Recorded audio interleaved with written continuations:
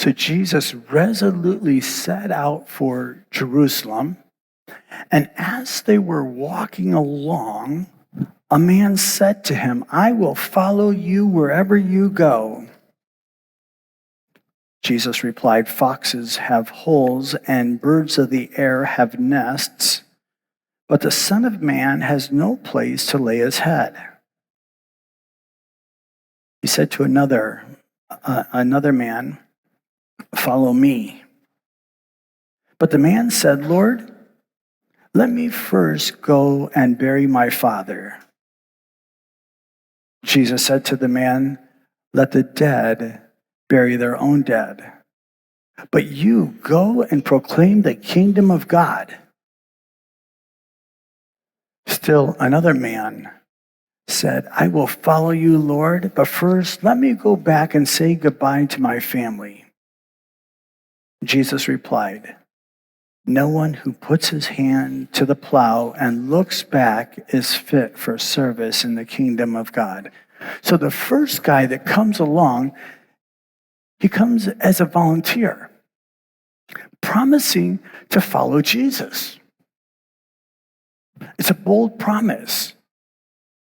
But Jesus says that he has less than what animals do.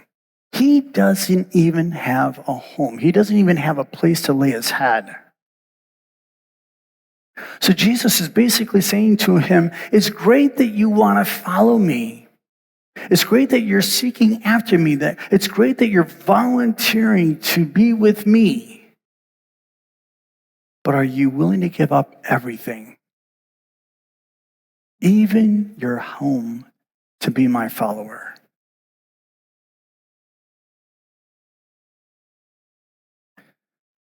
The guy Jesus invited to follow him says that he is willing to follow Jesus, but first he wanted to go back and take care of his family obligations, his obligations of burying his father. Well, the scripture indicates that the father isn't even sick. He's a healthy man. So the guy is saying to Jesus, let me go and do the family stuff first. Let me do all the family traditions.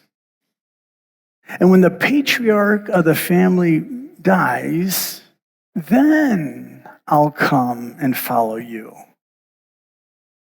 It's as if he doesn't want his father to know that he's following Jesus.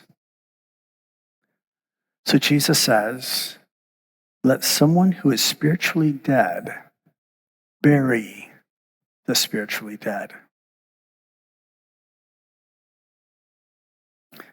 Finally, the other would-be follower, he wants to go back and say goodbye to his family.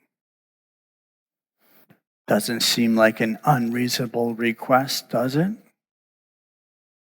Elisha asked the same thing of Elijah in the Old Testament, and Elijah granted it. But Jesus doesn't want his followers, he doesn't want anyone looking back.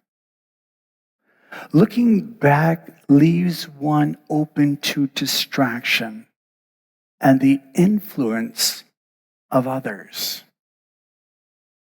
And if you've ever plowed a field before, you know that you keep looking forward. You look back only to check your equipment, not what you've done or where you've been. Likewise, followers of Jesus will keep looking forward rather than looking at the past. So when we seek after the life we now have in Christ Jesus, our hearts are changed. And we see people for whom Jesus loved and died for and now lives to give eternal life. When we seek after the life we now have in Christ Jesus, our hearts are changed and we see others as people to bless rather than use for our own means. When we seek after the life we now have in Christ Jesus, our hearts are changed to excite people with hope and joy in Jesus. Seek the Lord, my friends, and live. To God belongs the glory. Amen.